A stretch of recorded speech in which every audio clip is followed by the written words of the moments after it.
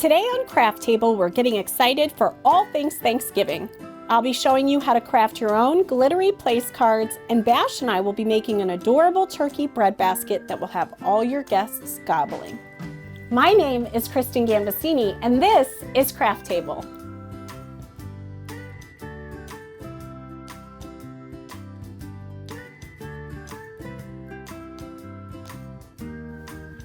So Thanksgiving is approaching, and I don't know about you, but I love Thanksgiving. I love sitting at a table with all of my loved ones. I love all the food, and I just love the feeling of everybody together doing what we love to do, which is to eat and talk and have dessert and all the fun things. But I try to take it easy on Thanksgiving. I don't want to go too crazy with all of the extra stuff, because in reality, nobody really cares. We're all there just for the food and, the company, not necessarily what the table looks like or what the room looks like.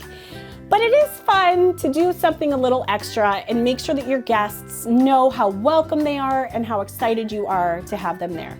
So these table place cards are a perfect way to get that message across without spending too much of your own time making them, and also easy on the wallet. That's what I love about these. So, of course, as we always do with Craft Table, I'll be showing you how to make these place card, personalized place cards is what we can call them. And we'll be using a lot of the same supplies to make another craft with my kids. So what you need for these is some white cardstock, or you could even just use white printer paper if that's what you have on hand. You would need some glittery Puffy Paint. You guys know I love this Puffy Paint. I use it in a lot of my crafts. It's kind of a staple in my house. You need a sharp X-Acto knife, and this was actually sitting here open. Not a good idea. Make sure it's closed when you're not using it.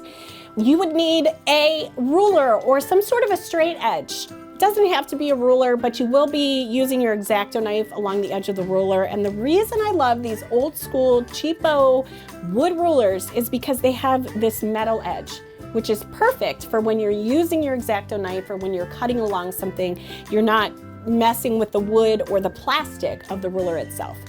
I've already printed my names that I need onto this cardstock just using my home printer. You could handwrite the names, you could even stamp the names, whatever you want to do. For me, it was so much simpler to just stick these little pieces of paper in our printer and print them out that way.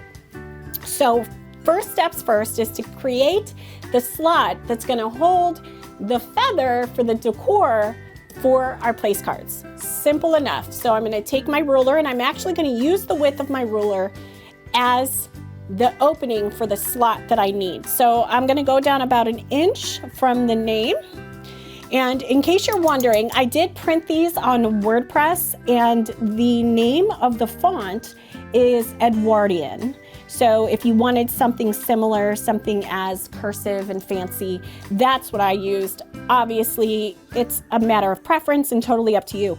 So I'm cutting this about 1/2 inch in on each side of the paper, as well as on the top and the bottom, and I'm just cutting it across. Now, I have my little cutting board here, this plastic board to protect my table, but I have noticed that a lot of times it protects everything a little bit too much. So just to be safe, I'm gonna go back and do a second round, because sometimes this plastic board keeps my razor or my knife or whatever I'm using to really penetrate whatever it is I'm trying to cut. So we have it here, and there's a little piece I'm going to pull off there, and then I will show you guys. So you can see here that I've just cut this strip, and what that's going to do is it's going to hold a little piece of something.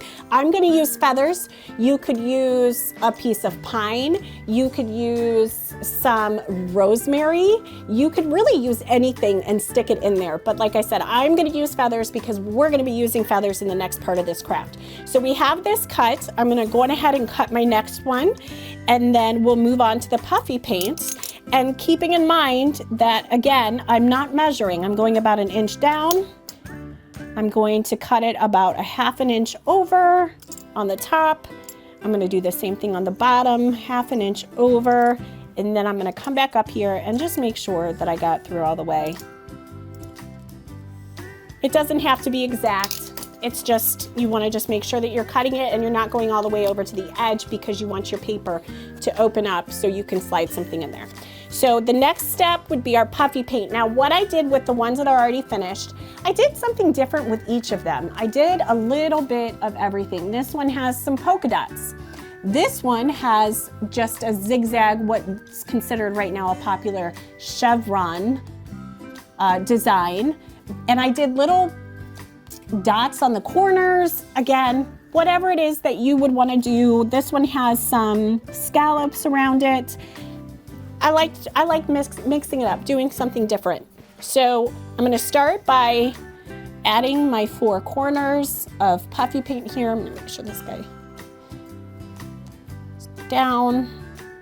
The key to working with puffy paint as you use it is to remember that it's going to stick up as you're using it, but eventually as it dries, it kind of flattens itself out just a little bit. So it's still puffy, but you don't necessarily have the points that you have when you first lift up the bottle. So right here, you'll see these points at the tips of these round parts I'm doing on the corner, but those will not stay there as it dries. They almost kind of round it themselves out and make it a little bit more even and dry a little bit better. So for this one, I'll go ahead and just do, you know what? I have a thing for polka dots right now. So I think I'm gonna fill this one up with polka dots like I did one of my other sample ones here.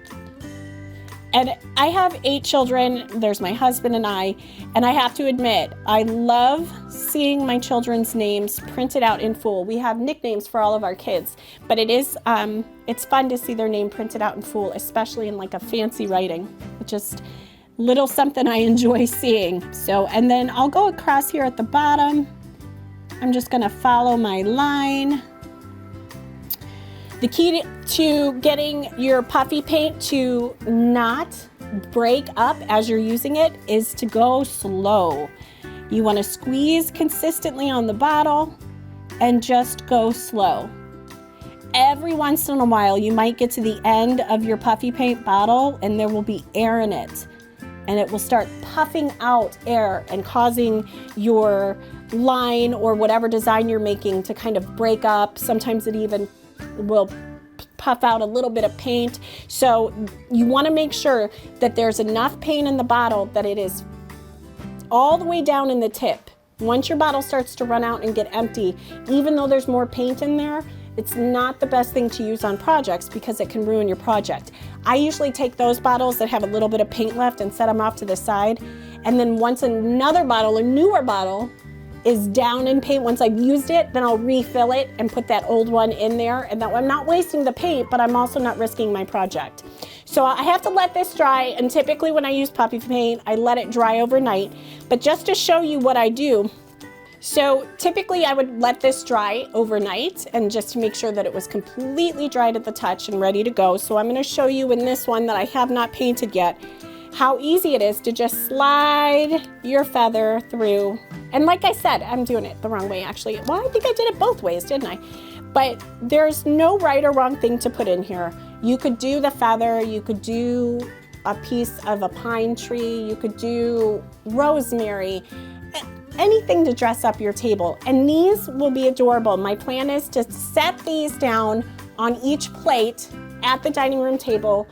And I don't know, my kids will probably think it's pretty fancy. So I love these. I hope you do too. I'm gonna go get Bash because we are going to make our turkey bread basket.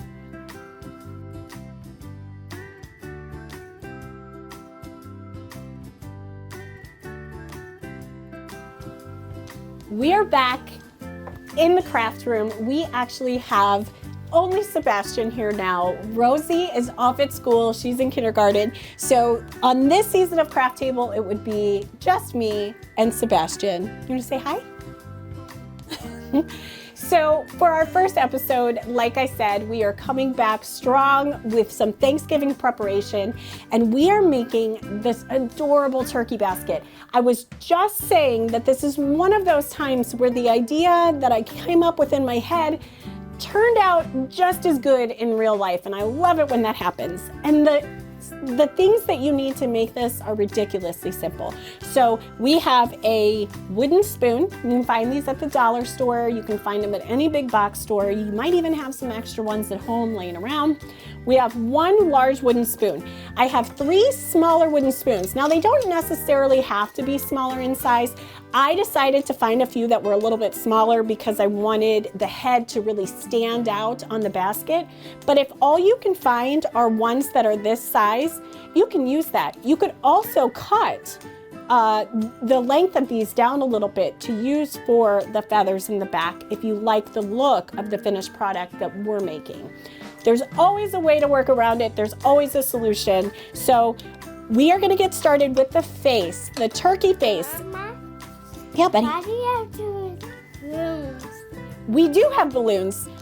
We are actually using balloons as the waddle, the turkey waddle. So we have these little red balloons. I'm pretty sure these are water balloons. You can also just use party balloons, but these are balloons that we had out in our garage in our summer toy basket, and I just thought they were perfect. You could also just cut out the shape out of red felt, red paper. It doesn't have to be a balloon, but it just so happens the balloon actually moves quite perfectly to make the waddle. I have 2 googly eyes that you'll need for each one of the turkey faces that you're making. And then I already have some yellow triangles cut out from yellow paper that we're gonna use as the beak. So are you ready, Bash? Okay, so we're gonna start gluing on his face, and I'm actually gonna flip the spoon over. So I'm actually gonna flip the spoon over and do it here on the back of the spoon, just because it's a little bit easier to make sure that your glue is gonna stick and it gives them a flatter face. So we'll start with, what should we start with, Bash? Should we start with the eyes? Is that good? No. Remember, he's gonna look like this. Should we start with the eyes? You think, well, we have to put the beak on first before we put on the waddle. So let's do the beak. Go ahead and put some glue here on this yellow triangle. Good. Now we're using a glue stick because Sebastian is helping me. How about a little bit more in this corner? But if you were making more than one of these and maybe you're in a little bit of a hurry or you don't want to wait for your glue to dry, you could also use a hot glue gun for this step as well. So we're just going to put that right in the middle of our spoon. And next we do that. And the next we're going to do the waddle.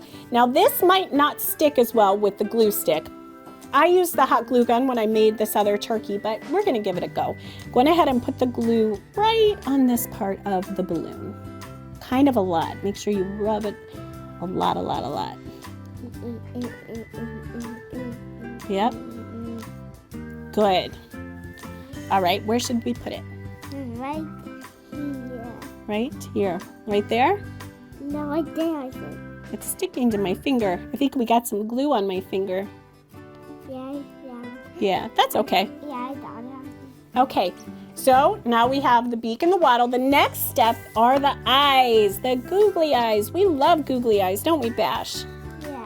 Okay, go ahead and get some. Maybe if I do it like this, it might be easier for you. Perfect. Do you want to put the eye on? Yes. Got it. Oh, great. And then I'll hold this one for you.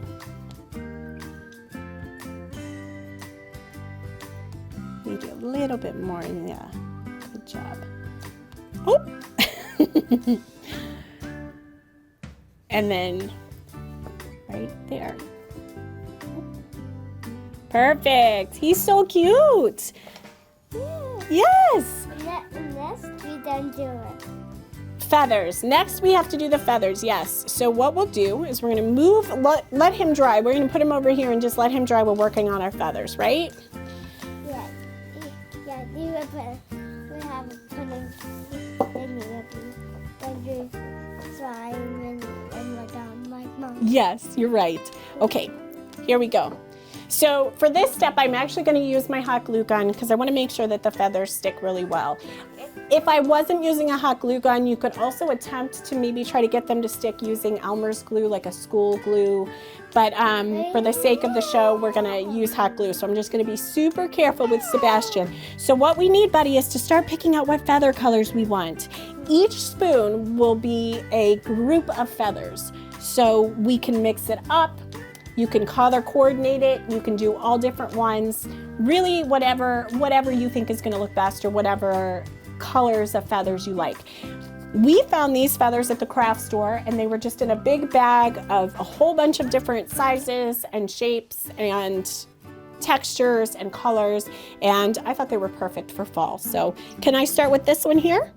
Yes. Okay, what I'm going to do, buddy, is I'm going to start gluing, and as I glue, hand me feathers. How is that? You can pick out which one goes next. Is that good? So I'm going to start here at the bottom. What, buddy? Yeah. And what I want to do, and what I think looks really good here, why don't you hand me another one? I think I'm ready. Should we do another orange one or a different color? What do you think? I need it to be kind of big, like this one here, buddy.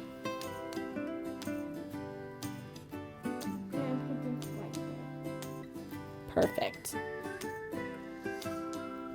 Thank you. Okay. So what I tried to do here at the bottom is kind of crisscross the feathers and make sure that I'm overlapping them just a bit, as well as making sure that they're sticking to the wood spoon. So you can see I've got it crisscrossed, so the feathers are actually glued onto each other as well as glued onto the spoon. And I'm going to continue this up with another layer of crisscross feathers until we get to the top here, and then I'll just add some feathers here at the top. All right, buddy, just start handing mommy feathers. Okay. Thank you. Hold on one second. I don't even think the glue came out on that. There we go. There we go. I'm just gonna go all the way up. Okay. Ready? Yes, I'll read that one to you. Okay. Can we do the next purple, the next?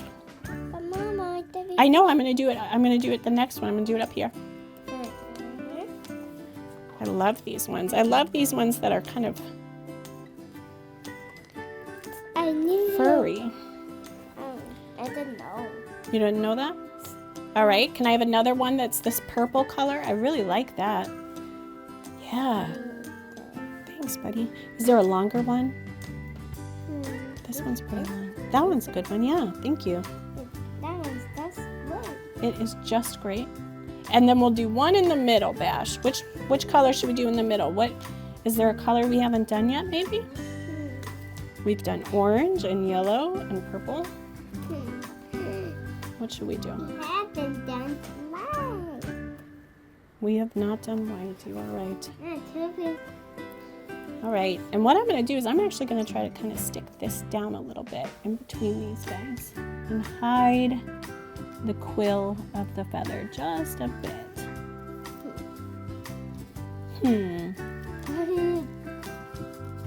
What? Okay. Why do you need 2 spoons? All right. Why do you have 2 spoons? This is kind of a crazy one. I think maybe this one might be a little bit too big, buddy. Yeah, we need a smaller, whiter one. That's perfect. Yeah, yeah. Is this one perfect? I think it is perfect. This one. It's perfect. Or should we put one of these ones? They're little. This medium? Okay. Maybe that will fit. I think it does. I think it's good. It fits. It does fit. Let's tape it back. Yep. Tape it out. So we have our first one done. And we're just gonna go ahead and make 2 more of these in this similar way, but maybe mixing up the colors, doing it a little different. And then we're gonna glue them onto our basket. Okay, so we have our 3 smaller spoons covered in feathers. And again, I used the hot glue gun to make these the whole process go a little bit faster. We have our bread basket. It doesn't have to be a specific bread basket. If your grandmother has extra baskets in the basement, if you have extra baskets, it could be any basket. So just keep that in mind. It doesn't have to be something specific. It doesn't have to be this shape. We have our finished turkey face, and actually Bash here has the twine, and at the end, we'll give him a little bow tie just for fun. So the next step is going to be to hot glue our 4 spoons on the inside of our basket. So I'm gonna go ahead and do this part using the hot glue gun because I don't want Bash to burn his fingers, but super easy. So this side I'm gonna use as our back feathers, and then this side I will use to glue the turkey's face.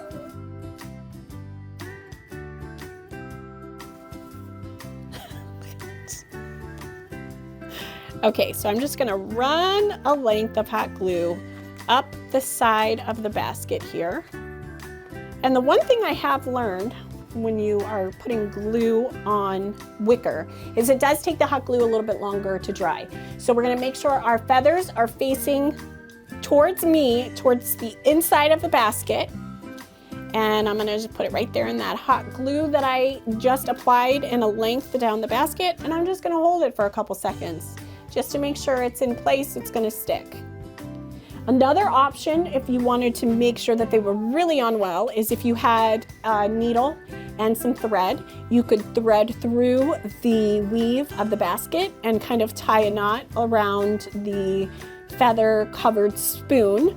But I'm a hot glue girl. It's fast, it's easy, and I know it's gonna stick. And most importantly, I know that if it comes apart, I can quickly fix it with more hot glue. So we're gonna move on to our next one. So I've got our feathers on. My next addition is going to be this cute guy. And we're just gonna put him right here at the front and glue him so he's just leaning up against the side of the basket. So I'm going to run a length of glue just right here, approximately in the middle. Doesn't have to be exact. I think with projects like this and crafts like this, the more not perfect it is, the cuter it is, especially when you have little ones that are helping. So we just want to make sure that his face is kind of facing out enough. We don't want him too twisted. And I'm just going to hold him in place for a couple seconds until he dries. We will add our bow tie, and then he will be ready to be filled with biscuits, bread, rolls. You could also fill him with pine cones, those scented pine cones that you see a lot of times at the craft store for decor. Really anything you could put him. Cookies. Everybody loves a cookie. You love cookies? Yes, I love them. I do too. We're pretty serious actually about our cookies. Right?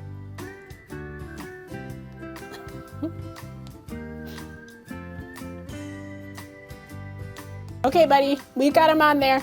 Are we ready for his bow tie? I think we should add a little bow tie. What do you think?